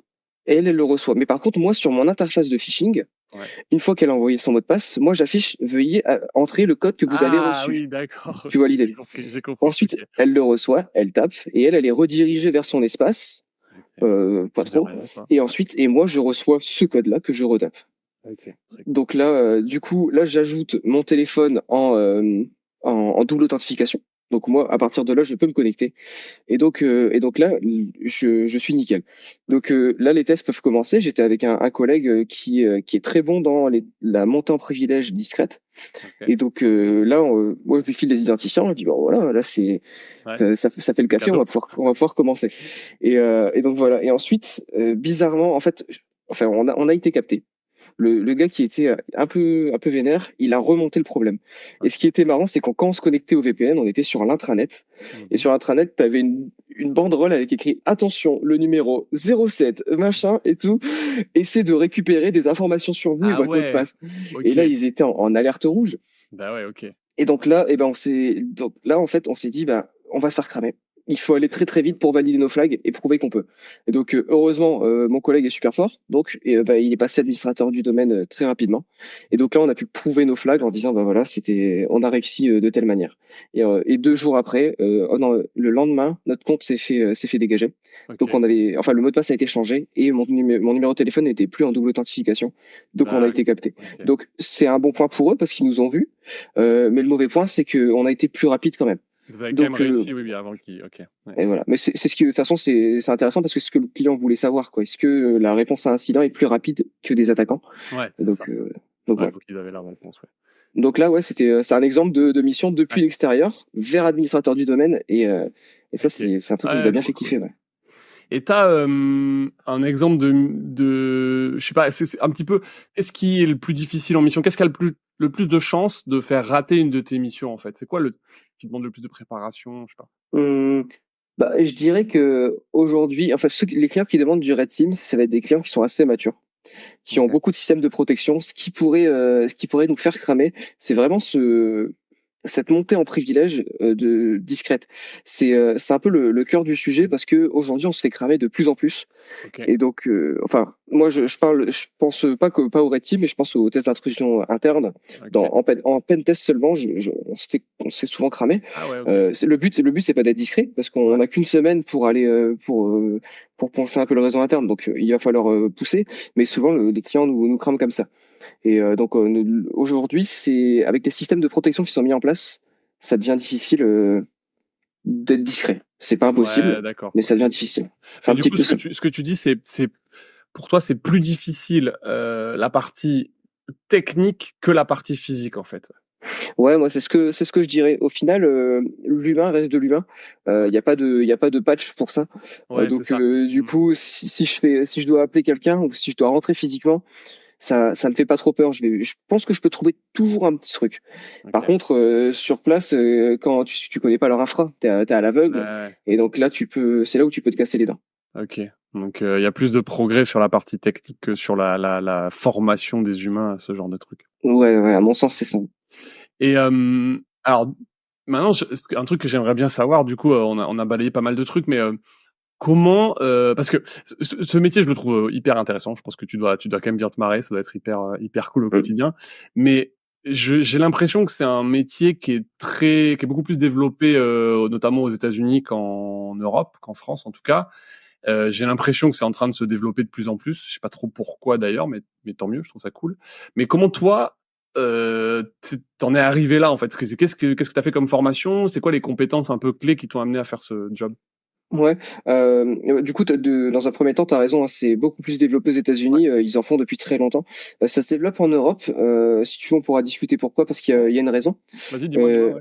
Bah, en fait, aujourd'hui, en fait, il y a quelques années, en 2018, l'Union européenne, en fait, l'Europe, a décidé que ils allaient sortir une sorte de réglementation, Ok. comment dire, un cadre de travail pour dire, bah tiens, un red team, ça doit se passer d'une certaine manière. Ok. Et ils ont dit, toutes nos infrastructures bancaires, financières ou autres doivent faire un exercice red team D'accord. Et c'est obligatoire. Donc, par exemple, le Luxembourg, il y a quelques années, ils ont vraiment bien suivi ça. Et par exemple, il y avait beaucoup de red team au Luxembourg. Et en fait, ça va passer obligatoire l'année prochaine en France. Donc, en fait, tous les clients qui sont un peu dans le bancaire se disent, bah tiens, moi, je veux un test. Donc, c'est Dora Tyler. C'est bon, c'est très spécifique, mais en tout cas, ils veulent un peu cet exercice-là parce que ça Ok, va mais commencer à c'est en devenir train de obligatoire. devenir un truc légal en fait, hein, parce que les États prennent bien conscience de plus en plus de la menace cyber. En fait, il y a on l'a vu là en plus en ce moment. Tu sais, il y a eu enfin en France, on a arrêté le PDG de Telegram et du coup, il y Ouais. a eu des attaques, des cyberattaques a priori russes. En tout cas, enfin, c'est jamais très évident de savoir, mais il y a eu beaucoup de cyberattaques sur des sites français. Et donc, ouais, ça devient un enjeu de plus en plus important, donc je comprends. Mais donc, c'est Ouais, cool. carrément. Et en plus, ce cadre de travail, il est intéressant parce qu'il dit qu'est-ce que c'est un red team. Donc, le red team, c'est un petit peu comment je te l'ai présenté. Et en fait, tu peux pas dire, bah, tiens, j'ai fait juste de l'intrusion physique. C'est bon, mon red team, il est fait. En fait, il y a plein de choses à faire pour que ce Ouais. soit un vrai red team. Et donc, eux, ils cadrent ça. Donc ça se développe. Mais comment j'ai fait pour arriver un petit peu là-dedans? Je dirais que c'est un petit peu bah, déjà, quand tu es dans la cybersécurité, tu as la passion de avoir des systèmes de sécurité, de les bypasser. Ok. Et donc, quand t'en as marre d'être sur un écran et que t'as les yeux injectés de sang, bah, tu te dis, je vais faire autre chose. Et donc, je me suis dit, bah, tiens, je vais acheter un kit de crochetage. Alors, Ok. les cadenas transparents. Je Et au vois fur et très à bien. mesure, tu vois, tu dis, bah, tiens, je veux plus qu'il soit transparent. Tiens, je vais faire une serrure. Ah, tiens, je vais prendre un truc plus difficile. Et quand tu commences à avancer, tu tombes sur plein de systèmes qui sont ultra intéressants. Et donc cette dynamique-là, je l'avais au travail et donc D'accord. ça a un petit peu tombé dessus parce qu'au final, tu sais, on te dit bah tiens, il y a une intrusion physique dans pas trop longtemps, t'as l'air à l'aise avec ça, est-ce que tu veux essayer? Et donc tu Ok. t'essayes et ensuite tu fais tes armes et tu t'acquiers un petit niveau qui te permet de faire des choses intéressantes et tu formes les autres et ensuite les autres aiment bien ça et t'as une Mais du boucle. coup, c'est vraiment, en fait, je veux dire, en termes de formation aujourd'hui en France, il n'y a pas grand-chose. Ce que tu dis, c'est que toi, tu t'es formé sur le tas, tu as appris tout seul. Ça veut dire que la première fois que tu es allé en instru physique, t'avais jamais fait ça, t'avais très peu de, non, t'avais aucune formation théorique, en tout cas, sur la partie, enfin, Bah du coup ouais c'est un petit peu ça.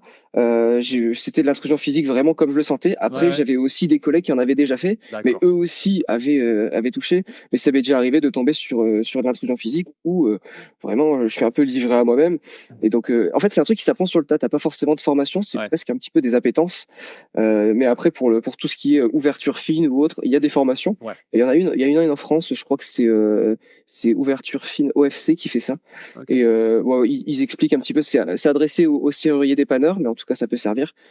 Mais voilà, en tout cas, ouais, de mon côté, Ouais, c'était vraiment sur le tas. C'est comme le phoning, tu vois. J'ai pas oui, pris des cours de théâtre ou autre, ouais. mais du coup, c'est une appétence. Il y a des gens qui aiment bien ça et des gens qui aiment pas ça.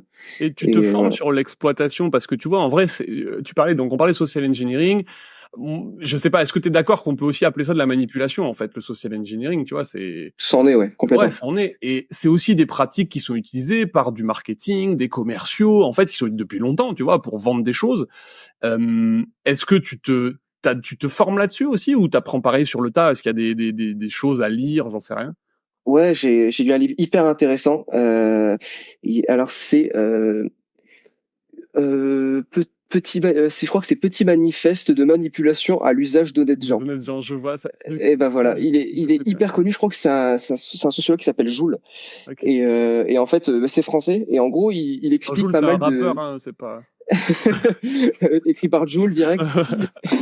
Et du coup, ce truc-là, il est intéressant parce qu'en fait, il parle de techniques marketing, mais Ouais. c'est des techniques de manipulation, comme tu dis, et tu peux aussi les transposer à notre travail. Bah Après, ouais. c'est pas une science exacte, mais en fait, tu optimises un peu tes chances. Comme je parlais tout à l'heure du, des demandes croissantes. Et ben, Ouais. c'est quand même hyper intéressant parce qu'il y a des stats qui montrent que quand tu fais des demandes croissance, tu augmentes presque de 50% tes chances. Et Bah donc ouais. là, bah ouais, il faut l'optimiser, On va quoi. en faire, ouais. Ok. Et donc, tu as plein d'autres petites techniques, du coup, dans Ouais, ce ouais, non, mais bouquin. Et voilà. ok.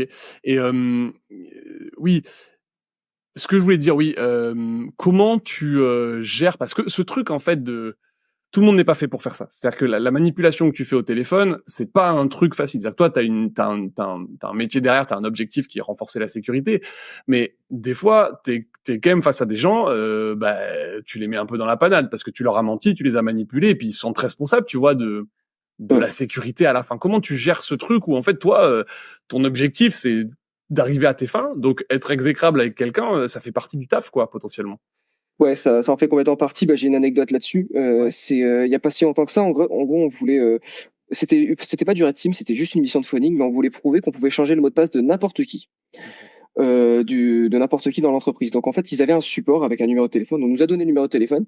Et en fait, quand on appelait, on disait, est-ce que vous pouvez changer mon mot de passe, s'il vous plaît? Les gens ils disaient, ouais, c'est pas le process, il faut passer par mail ou autre. Ouais. Et là, quand t'appelles, tu dis, bon, écoutez, moi, j'ai pas votre temps.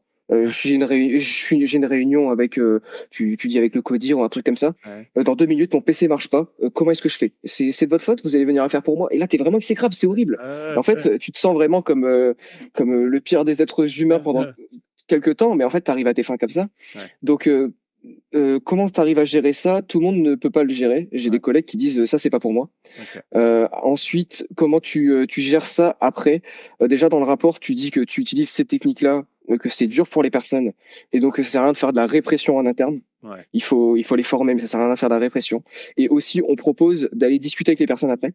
Ok. Ou tu vois, la personne, tu l'as mis sous pression, et après tu vas aller voir en disant, bon, écoutez, c'est un exercice, vous avez Ouais. réagi de la manière dont vous avez 90% réagi, des gens mais réagissent c'est comme mais toi. Ouais. comme tout le monde. Et donc voilà, tu rends le truc humain derrière, tu vois. Ouais. Donc mais tout le monde ne peut pas le faire. Je suis déjà tombé avec des collègues, un collègue qui est très très bon en phishing, Ouais. et donc en fait moi je faisais le phoning, et lui il me tapait sur la cuisse en disant, c'est bon, arrête, Ah ouais, arrête donc de l'embêter. Et ah ouais, je ouais. poussais la personne dans ses Ouais, ouais, retranchements ouais. pour essayer et j'avais réussi à avoir le mot de passe, mais Ouais. tu vois, il m'a mis deux trois stops avant. Et, Ouais. et mon collègue a dit, c'est bon, il a bien réagi. J'ai dit, non, non, attends, regarde, Ouais, je ouais, pense que ouais, je peux bien aller sûr. plus loin. Ouais, ouais. Et donc, c'est pas pour tout le Non, c'est monde, pas bien. mais en même temps, ça reste humain quand même. Donc, Ouais. il Non, faut mais déjà amorcer le truc tu vois, derrière. je comprends. C'est qu'en fait, vraiment, enfin, c'est une. Moi, je le vois. Je sais pas si tu dois être. Tu dois être bon à des jeux où il faut bluffer un peu. Je sais pas si tu connais. Il y a des jeux, tu sais, où le but c'est Ouais, t'es un le méchant, faut se loup-garou. faire passer pour. Ouais, exactement, c'est ce genre de jeu-là. Et moi, j'ai observé effectivement qu'il y a des gens qui ne peuvent pas jouer à ce jeu-là parce que tu vois, il faut mentir. En fait, il faut mentir, il faut tricher, il faut regarder les gens dans les yeux en leur disant voilà. Et moi, tu vois, j'ai pas de problème avec ça. Enfin, je sais pas ce que ça dit sur moi, mais en tout cas, je me dis, c'est le jeu en fait. C'est le jeu. Ouais, Et c'est pas parce que je t'ai trahi dans le jeu que je te trahis dans la vraie vie. C'est le jeu. J'ai mis mes règles, tu vois, et j'arrive à couper ces deux cadres-là. Mais je sais qu'il y a des gens. Moi, j'ai déjà des gens qui m'ont envoyé un mail en me disant tu m'as brisé le cœur, tu vois, ouais, a ouais, posteriori du truc, parce que ouais, complètement. et les gens ils vont te dire mais tu me mens pas, tu regardes mais non je te mens pas, mais toi tu sais que c'est le jeu et le jeu c'est les règles du jeu, tu vois. Et Mais c'est ça, c'est un cadre, et en fait le truc c'est que du business, tu vois, en fait, dans le ouais, sens ouais, où ouais. tu vois c'est mon travail, et ça veut pas dire que quand on va boire une bière ensemble, bah, je vais te mentir tout le temps. Non, c'est ça. Par contre, en contrepartie, quand je joue à ces jeux-là, on m'élimine le premier tout le temps. On Ouais, s'en fout, alors c'est ça. c'est sûr que tu Ouais, mens. bien sûr. Donc super, merci. Non, mais oui, je vois très bien ce problème-là. Mais en tout cas, ce qui est intéressant, c'est de voir que on n'a pas tous, on met pas tous la limite au même endroit, et en fait, on n'a pas tous cette excuse du cadre. En fait, moi, voilà, le cadre me sert. Je sais pas si c'est une excuse, en tout cas, en tout cas, c'est ma règle du jeu.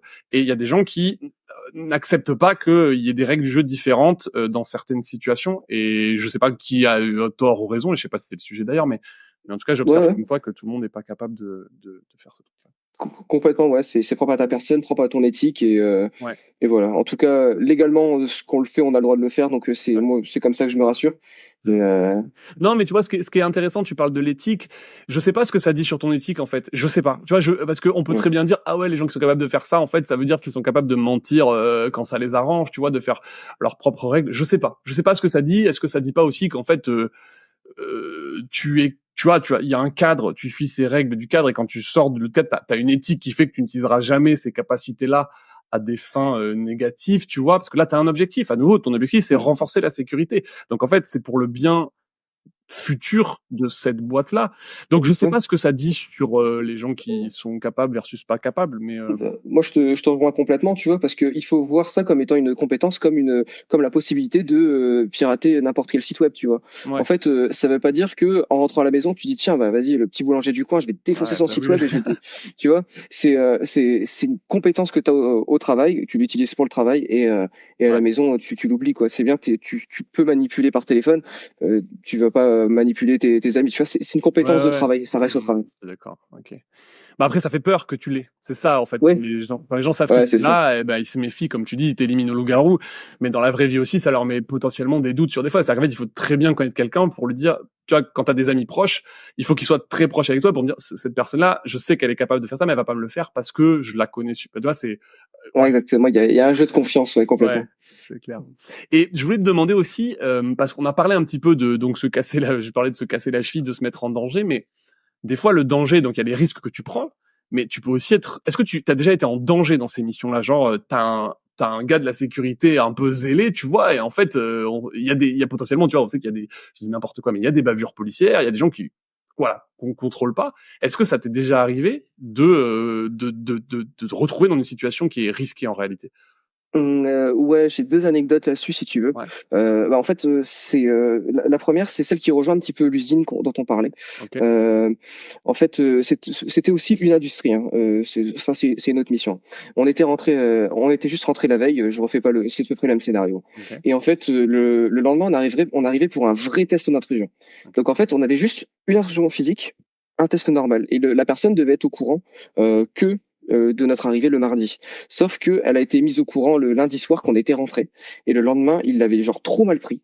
Et Ok. du coup, ils nous ont mis dans une salle. Ils ont dit, on va vérifier si c'est légal, on va vérifier tous nos contacts et tout. Ok. Bon, j'ai dit, ok, faites le travail, il n'y a pas de problème. Et il y en a un qui nous a dit, il y a quelqu'un qui est rentré dans notre usine la semaine dernière.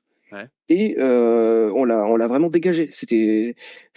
Après le gars était un peu bizarre, mais ils l'ont dégagé et c'est pas. Il a dit il y a des gens qui auraient pu vous frapper. Ouais. Il Ouais. dit on n'a pas le même niveau de granularité chez nous. Tu peux tomber sur des gens qui sont très respectables quand tu sors ton papier, ou Ouais. tu peux tomber sur des gens qui s'en foutent complètement. Ouais. Donc Ouais. donc là ça fait partie du risque. Je pense que c'est un risque qu'on n'aurait pas eu dans tous les cas.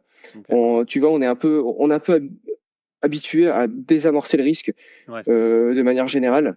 Donc moi, je pense pas que ce serait arrivé. Mais voilà. Et j'ai aussi une autre anecdote. Ouais. On avait fait une mission d'intrusion physique. En fait, il fallait accéder à la baie de serveur d'un endroit hyper sensible. Et en fait, la sécurité était faite par des gardes, mais c'était sensible au point ils avaient des gilets pare-balles, des malinois Ah ouais. et des tasers, tu vois. Ah oui. Genre, ça rigole pas. Et t'expliques pas aux malinois que t'as un papier, tu vois. donc là, il fallait être très très très très prudent. Et donc là, du coup, il faut surveiller les rondes, il faut Ouais. surveiller vraiment comment est-ce que les personnes te réagissent. Il faut aussi être très coopératif si un garde te dit tu bouges pas ou quoi, faut être coopératif. Là, Ouais. ça n'est pas arrivé, mais tu vois, on nous dit à l'avance, on dit ouais, il y a un monde où ça peut mal se passer, Ok. ça se passera pas mal. Il faut que si tu réagis bien, ça se Tu passera bien. résistes pas en fait. Y a pas de. Voilà, quand tu te fais attraper, tu te fais attraper. Il y a pas de. C'est ça, ouais. En Tu fait, fuis pas. Ouais, ouais. tu te mets pas à courir. En fait, souvent, on a l'idée du truc. Oh putain, on s'est fait cramer, viens vite, on se Ouais, barre. ouais. Non, on se C'est fait cramer. naturel en fait. Hein, Ouais, c'est ça. Ouais. Et en fait, non, on attend là. S'il lâche le malinois, il courra plus vite que toi. Donc, Ouais. donc voilà. Et là, c'était assez sensible. Donc la pression était quand même assez forte.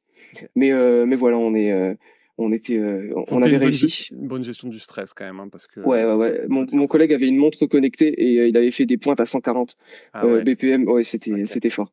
Et en plus, on avait galéré à sortir. C'est une petite anecdote, hein, mais du Ouais. coup, c'est le. En fait, quand ils trouvent quelqu'un qui connaît pas son chemin, ils doivent le ramener à l'accueil. Et l'accueil, c'était le Mordor, donc fallait pas y aller. Et donc et là, du coup, le mec, il dit, ouais, vous faites quoi ici et tout. On était déjà dans l'endroit le plus sensible. Et ensuite, il me dit, on lui explique. Il dit, écoutez, non, je peux pas vous laisser repartir seul. Il faut que vous soyez accompagné. Ok. Et là, du coup, il faut ramener à l'accueil. Et donc, moi, j'ai dit, j'ai prétexté un appel de la personne dont j'avais le nom ici. Et j'ai fait, ah ben non, mais c'est bon, je l'ai au téléphone, vous en faites pas. Et genre, je parlais à mon écran de verrouillage. Et je disais, non, mais, bah oui, toi aussi, t'es au 5e. Ah bah, j'arrive. T'inquiète pas. Et j'ai dit au gars, non, tout va bien, il est juste là. Et là, ça a marché et il a dit, c'est bon. Ah ouais. Et là, on a eu de la chance. Et j'ai réutilisé cette technique sur une autre intro physique et ça a marché aussi. Donc Ok. ça, je sais pas si je suis très convaincant ou c'est une technique qui marche bien, Ouais, mais ouais, ok. Marrant.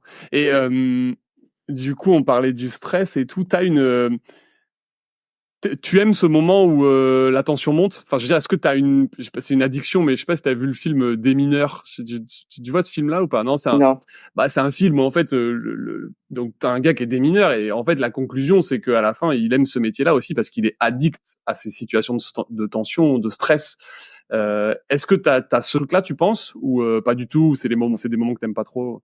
Ah, moi, je comprends tout à fait. C'est exactement ce que je cherche. Ok. C'est vraiment cette pointe L'adrénaline. d'adrénaline de dire je devrais pas être là et je suis là. Ouais. Puis, tu vois, ce petit moment où tu dois faire du phoning, tu dois appeler quelqu'un. Ouais. Tu sais, tu te mets dans ton personnage. Moi, j'aime bien ces Ok. trucs-là. Non, Tu te sens un peu comme dans les films, mais sauf que t'es payé pour le faire. oui, t'es payé pour le faire et cool, c'est quoi. légal, en fait, c'est légal parce que fondamentalement, tous ces trucs-là, quand tu les fais dans d'autres contextes, c'est utilisé par des malfrats, des criminels. En fait, c'est utilisé par voilà. Toi, tu le fais, tu le reproduis pour entraîner les gens et les systèmes en face de toi à réagir à ce genre de situation. Et du coup, Ouais, c'est ça. Et comme tu sais que tu risques rien, tu sais, c'est un peu comme un manège, tu vois, que tu descends, mais tu rigoles à la fin parce que tu sais ouais, que tu vas pas mourir. ok, Et ben là, c'est un peu pareil, tu vois, tu fais le truc, t'as l'adrénaline, ça te fait kiffer, mais ouais. ça va, tu sais que tu vas pas finir avec les menottes dans le dos, quoi, Oui, t'as normalement. pas la même adrénaline. A priori, t'as pas la même adrénaline que le criminel. A priori, mais je pense qu'après, c'est pas évident parce que comme tu dis, des fois, tu perds un peu la notion de tu le fais pas de manière illégale. C'est en fait quand il y a des gens avec des gilets pare-balles et des armes, en fait, je pense que ton cerveau reptilien il prend le dessus. Hein. Ouais, tu flippes un peu. Mais moi, c'est un peu ce que je recherche. Moi, j'ai ce truc-là. Ok. Eh ben, écoute, Anthony, hyper intéressant. Je trouve que ton métier est trop cool. Euh, Avec plaisir. Merci. Est-ce que je sais pas si on a parlé un peu t'avais des tips à nous donner pour le crochetage ou on en a parlé déjà peut-être, ou je sais pas si t'avais d'autres trucs en tête. Euh, des petits tips, je regarde un petit peu ma liste. Ouais, j'ai peut-être quelques petites anecdotes sur des Ouais. trucs intéressants. Je Ouais. pense notamment à l'intrusion physique de nuit. En fait, tu sais, tu peux faire l'intrusion physique de jour, donc là, tu Ouais. vas devoir interagir avec des gens. Et par contre, de nuit, tu vas croiser beaucoup moins de personnes. Donc là, il faudra mettre en place tes compétences là de crocheteur. Et donc ça, c'est intéressant. J'ai une petite anecdote. On parlait notamment des boîtes Airbnb Airbnb. là. Ouais. Ça, il y avait un truc de fou, c'est que je devais rentrer quelque part la nuit et il y avait une boîte qui permettait d'ouvrir. Donc quand je regardais la serrure, c'était l'enfer. Bon, il y avait de l'anti-crochetage, c'était du radial. Enfin, c'était Ouais. une serrure qui était, enfin un cylindre qui était assez difficile. Par contre, il y avait la boîte à clé. Et la boîte à clé, ça s'ouvre assez facilement avec un outil qui s'appelle le décodeur. C'est une lame très très fine avec une petite encoche. Tu vas accrocher une barre qui est derrière les roues. Ok. Et quand tu vas dérouler les numéros, Ouais. et ben tu vas sentir vraiment qu'ils sont durs, sauf un qui est tout mou. Et Ok. donc en fait, tu vas pouvoir avoir, Ok. franchement, en 20 secondes, c'est crocheté. Bah ouais, Et parce donc que ouais. ça c'est trop cool. Moi, je pense aussi au Digicode. Attends, juste ce que tu me dis, c'est que les boîtes Airbnb, elles sont pas du tout sécurisées en fait. C'est une catastrophe. Absolument pas. Ouais, Ah ok. ouais, c'est chaud, hein. Ok. C'est très très chaud. Et je pense aussi même au Digicode. Souvent, tu as des baies de serveurs qui sont protégées par des Digicodes métalliques. Tu vois, c'est les petits où tu as les numéros en métal où tu appuies. Ouais, je vois. Ouais. Et ben en fait ça aussi ça peut se crocheter dans un sens. Ouais. Encore une fois de nuit il y avait ce truc-là qui protégeait une porte. Donc en fait ce qui était marrant c'est que tu vois tu as la petite poignée qui permet d'ouvrir la porte. Une fois que Ok. tu as bien tapé le bon code tu fais ça et Oui, ensuite je vois. Ah oui, ça oui, rentre je de vois. peine. C'est les ergots que tu rentres là. Il faut en rentrer Oui, 4 et ça s'ouvre. Je vois. Ok. Ouais. exactement. Et ben en fait ça c'est du mécanique et donc quand c'est du mécanique il y a toujours un petit truc. Et donc là par exemple si moi j'avais mis de la tension très forte vers l'ouverture mais j'avais Ok. pas tapé le bon code. Ok. Et ensuite, tu appuies sur les numéros très doucement. Et ça Ils vont décale un petit tous, peu. Ouais. en fait, ils vont tous être un petit peu rebondissants, mais il va en avoir des très durs. Et les très durs, c'est les bons. Là-dessus, il n'y a Ah pas oui, parce d'ordre. qu'en fait, ça appuie d'une certaine manière et ça bloque le. Ouais. C'est ça, à l'intérieur, t'as des sortes de petites réglettes, et en fait, celles-ci vont être en tension. Ok. Donc, en fait, quand tu vas commencer à appuyer dessus, tu vas dire, ah ouais, ça, je le sens. Ok. Et en fait, t'as pas d'ordre, 1, 2, 3, 4, Il c'est n'y a 4, pas 3, 2, d'ordre. 1. Ouais, ouais, ouais. Et là, tu ouvres, et là, en pleine nuit, en 10 secondes, c'était crocheté. Donc là, Ah, c'est c'était, quoi, trop bien, parce que moi, je suis un fan d'escape game et il y a des trucs comme ça de l'escape game, des fois, je sais pas, je m'en servirais pour, mais j'avais donné une conférence à Le Hack il y a 1 an ou 2, ouais. et je donne tous des petits tips là-dedans, comme ça, si jamais tu veux aller la voir, Ah ouais, ça trop peut te bien. coller Elle est sur sur YouTube. YouTube? Ouais, bah, je la mettrai en description, c'est trop cool. Désolé, en fait, ouais, on dépasse beaucoup, mais, mais j'ai encore Pas de des questions. problème. Je pensais à des trucs. J'avais vu un gars qui était spécialisé dans tout ce qui était les piratages, entre guillemets, des ascenseurs. Tu connais un peu ce truc-là aussi ou pas? Non, j'ai jamais entendu parler. Je connais un petit peu les tips pour des ascenseurs en intrus physique, mais par contre, les piratages Enfin, non, spécialisés en quand ascenseur. je dis piratage, c'est ça. C'est en gros, il y a pas 36 modèles de clés, il y a des trucs où t'enlèves enfin, tu vois, comment tu fais pour accéder à un ascenseur où normalement, faut un badge ou une clé ou un truc et tu l'utilises quand même. Tu vois, j'ai entendu ce type-là en intrus physique se cacher dans un ascenseur. C'est-à-dire, il rentre dans l'ascenseur et il bloque l'ascenseur pour que plus personne puisse le trouver en disant, bah, cet ascenseur est bloqué, les gens prendront le deuxième, tu vois, et moi, je suis tranquille pendant 1 heure, quoi, tu vois. Ah ouais, c'est fou. Ah non, j'ai pas les tips. Moi, j'avais vu un gars qui parlait c'était en Amérique, il faisait l'intrusion physique et en fait, son tip c'était d'aller dans l'ascenseur avec un badge de la marque de l'ascenseur et en fait, il était avec son calepin et si il appuyait sur le truc d'urgence. Okay. Si jamais on lui demandait ce qu'il faisait, il appuie sur le truc d'urgence et il dit ceci est un test, je suis de la boîte. Okay. Est-ce que vous arrivez à me localiser? Parce qu'en fait, tu sais, il faut pouvoir localiser l'ascenseur s'il y a une alerte. Okay. Et donc, voilà, il fait ses tests. Et en fait, il dit ce qui est cool, c'est que tu peux rester dans l'ascenseur toute la journée, personne va te poser de questions. Ouais. Donc, t'es pas trop en visu. Okay. Et qui va en vouloir au pauvre mec qui vient faire l'ascenseur, tu vois? Tu peux pas lui dire qu'est-ce que tu fais là, tu vois? Donc, ça, c'était le petit tips qu'il avait. Mais de point à démonter l'ascenseur, non, j'avais pas. Non, mais si, il fait des trucs pas mal, mais je mettrai le lien aussi. Trop cool. Ok, écoute Anthony, est-ce que tu as un petit mot de la fin pour les gens qui nous écouteront? J'espère que ce podcast va plaire et au plaisir de te redonner plein d'autres anecdotes sur peut-être un autre podcast parce que j'ai fait encore pas mal d'autres missions, mais j'espère que ça va plaire et que ça donnera en tout cas le goût de l'intrusion physique, du crochetage et de la curiosité. Ouais, carrément. En tout cas, c'était, moi, j'ai pas vu passer, on a fait presque 1h30. Ouais, pareil. C'est trop cool. Bon, écoute, Anthony, je te remercie encore pour tout ça. C'était trop chouette. Et puis, je te dis à bientôt. C'est avec grand plaisir, Mathieu. Merci beaucoup. Salut, Anthony. Salut.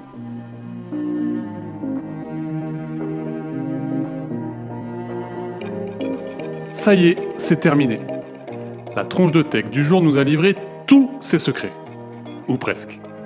S'ils t'ont plu, n'hésite pas à nous le dire en commentaire, à noter le podcast ou à m'envoyer un message sur LinkedIn. Dernière chose, si tu es freelance ou indépendant ou que tu envisages de te lancer à ton compte, tu auras certainement besoin d'un expert comptable. Dans ce cas-là, viens voir ce qu'on fait chez Akazi sur www.akazi.io. Ça s'écrit ACASI.io. Et promis, tu seras super bien accueilli. Sur ce, je te dis à très vite pour un prochain épisode de Tronche de Tech.